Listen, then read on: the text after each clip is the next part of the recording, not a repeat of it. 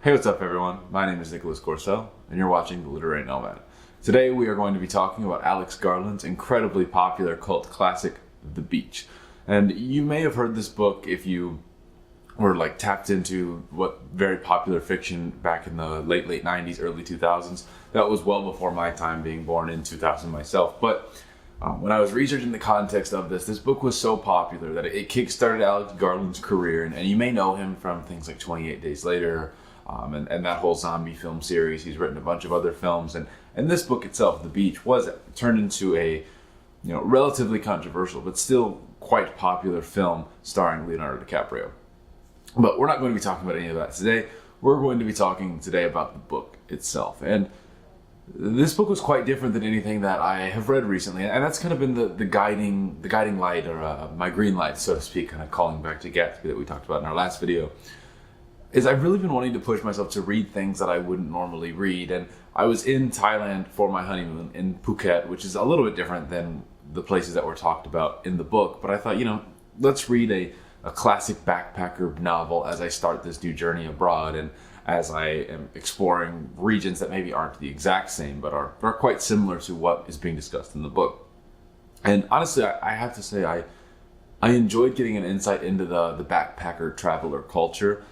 From that very specific time period. It's a time period that sometimes I long for when I think about traveling now in the TikTok era, where everything is so carefully curated and cultivated. And before you land, and again, this is not me saying that I am any better or any different than the people that I'm describing. But before you even land in a place, before you get to Thailand, you've already found, the 10 best quote unquote bars, the best cafes, restaurants. You have this whole robust itinerary in mind before you even arrive, that really any sense of adventure is gone, and you have these regions in Southeast Asia especially that are so apt to be explored, to be adventured in, to give you these once in a lifetime transformative experiences like our main characters experience in the book. But we don't allow ourselves to be free and to embrace and enjoy the true nature of travel and the true nature of backpacking. So being able to be cultivated, or rather not cultivated, but to be captivated and pushed back into this world that has kind of always eluded me was really interesting. It was really entertaining, and on that level, on the very basic, was I entertained level, I really did enjoy this book. Now, that's not to say there wasn't any flaws with the book, and that's not to say that this is the type of book that I am going to continually read moving forward.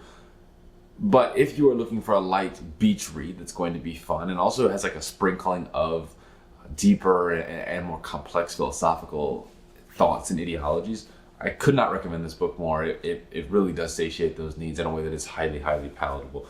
But let's talk a little bit more in depth about the book. I don't love to bog these reviews down with a ton of plot. I would hope that you've already read the book, or at least have an understanding of it before coming here. Otherwise I'm just doing a spark notes for you. But the book follows this kid or this young adult named Richard, who's in his early 20s. He's from England, and he's a self-described traveler. He lands on the legendary Khao San Road in Bangkok, Thailand, and now this is it's a stereotype. I guess it was always a stereotype. It was a stereotype even in his day, but there was more of a sense of adventure because, again, like I said before, there was no curated TikTok list. People had the National Geographic travel guides or the Lonely Planets or whatever publisher they would go with. And so he gets to this place, and he meets this guy who's stoic and quiet at first, and eventually this guy takes a liking to him, and he gives Richard a map before ultimately killing himself. And Richard is the one who sees him. Who walks in on him as he dies.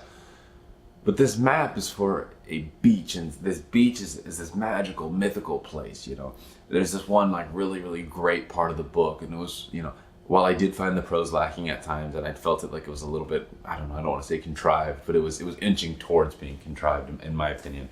There was this point where they were talking about how Samui is dead, or it's been found out, and they're kind of going through the different places, and this idea that there is always, the next thing or the current thing. Maybe right now it's Bali or Vietnam. I guess Bali was maybe 5-10 years ago, but Mexico City had a moment.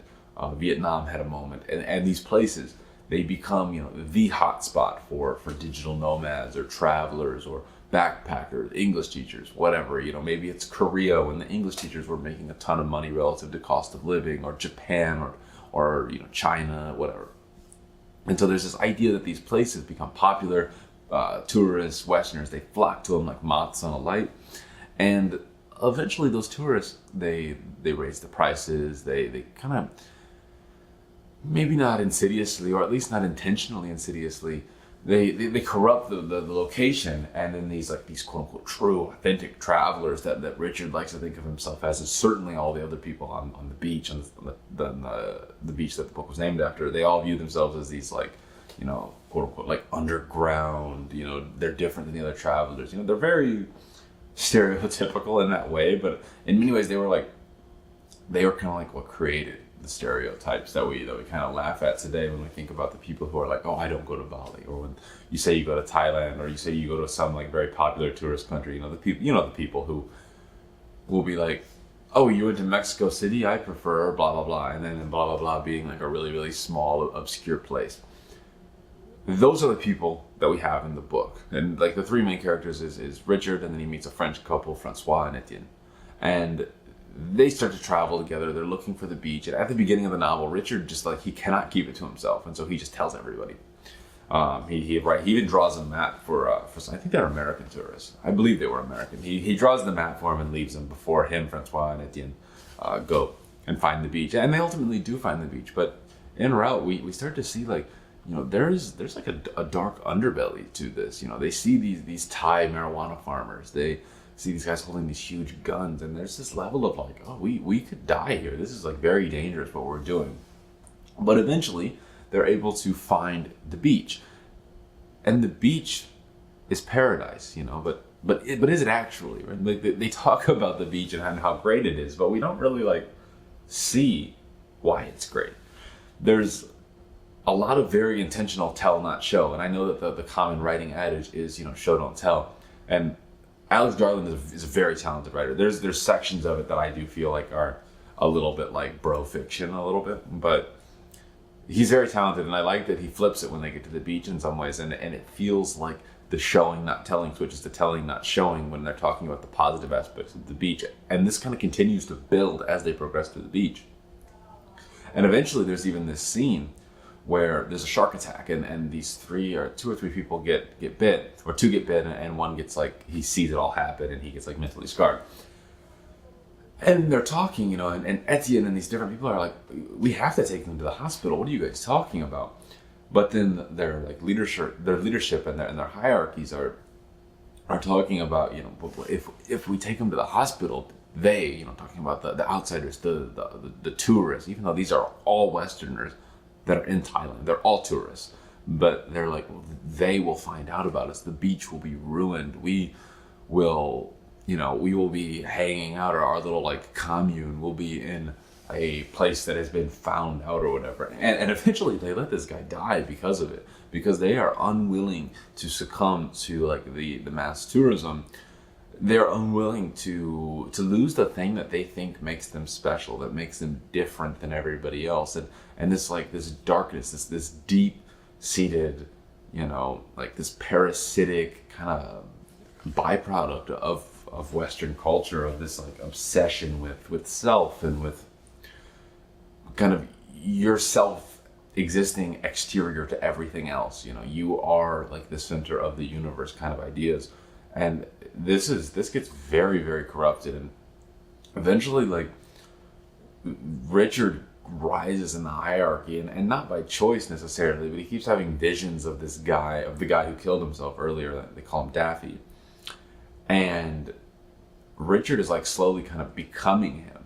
So there's this really interesting, complex psychological undertones of Richard slowly becoming Daffy, the guy who killed himself, and eventually his suicide kind of becomes a metaphorical for the island itself's suicide, as the island becomes exposed. The people that Richard showed the map to before he rose up the ranks and becomes obsessed with preserving it, those people eventually find the island, and the marijuana farmers beat them, and they really, really hurt them.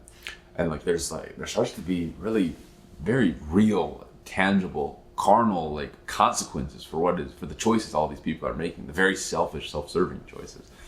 And yet this culminates in the people Richard talked to getting attacked. And Richard could have saved them. He could have told them, there are these marijuana farmers that have guns. They're very dangerous people, but he chooses not to.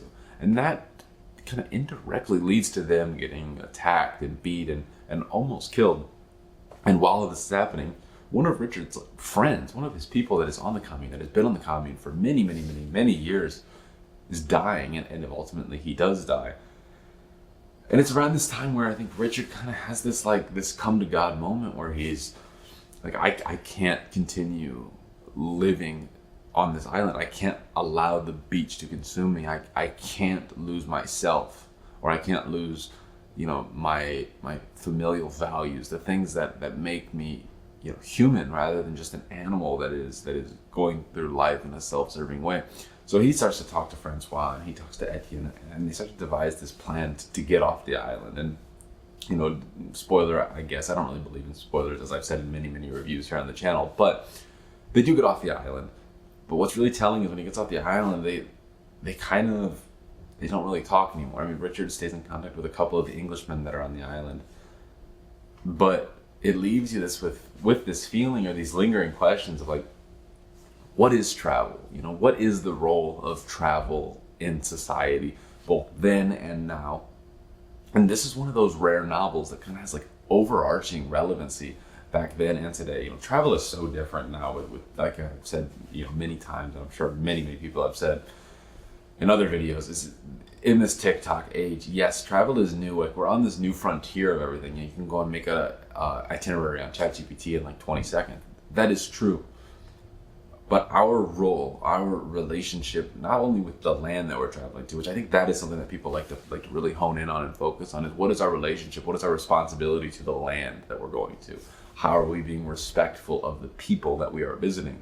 Another thing to think about, though, is are we being respectful to ourselves? Are we losing, not in like a religious sense, but are we losing the things that make our souls, our essence, however you want to classify it, however you want to think about it? This is a universal idea that extends beyond, religious ideas, supernatural ideas.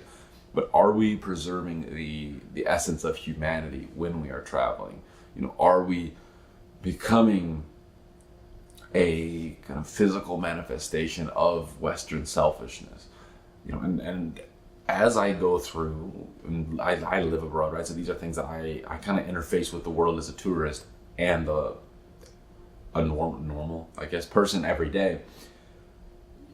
You start to think and you start to grapple with these ideas. And so I think The Beach as a novel is really quite cool, and it allows you to think about these things. And I think I made this video a little headier than the novel will read, but that's the beauty of it, right? Like it's fun, it's lighthearted, it's something you might grab at an airport, read on an airplane, and have a great time doing it, and that's totally fine. But I would encourage you to think on it as you read it. It made it really easy for me because I was in grad school, which kind of puts you in a mindset. I'm currently in grad school, so I'm in this mindset of thinking critically, thinking more deeply about things. I'm also in the places that are talked about in the novel. I'm seeing these people, and when he describes a caricature of a person, I can go see them at the 7-Eleven, the convenience store, whatever. But yeah, this novel, it's fun, but it also it's a great gateway into these deeper ideas that I think are becoming more important than ever. I think they've always been important, but I think that importance is only rising as we continue to really just march at a very uncomfortable pace towards the uncertainty. I'm not going to be one of those people that talks about how, I don't know, this era that we're in is unprecedented or whatever, because yes, it is, but the only thing that unifies all different eras is the nature of unprecedency, right? When you think about the people who first came to America, it was unprecedented. They took a boat and they came to a land that they had never seen, that they didn't know existed, and of course they didn't discover it. Those people aren't here, but in their European minds, they discovered it. You move forward with, imagine what happened when a machine was invented. Imagine when a plow was invented. Imagine when the cell phone, internet, etc. There's always something new. We are always at the end of the world, and we're never at the end of the world. And I think that this book, The Beach by Alex Garland, is really great to get you thinking about these ideas in a way that doesn't push you in any one direction, it just kind of encourages you to think. It encourages you to play in his world and to have fun. And for that, I was really glad I read it, and I would highly recommend it to you. If you guys enjoyed this video, don't forget to like, comment, and subscribe. My name is Nicholas Corcel. This is The Literary Nomad, and I'll see you shortly in the next one.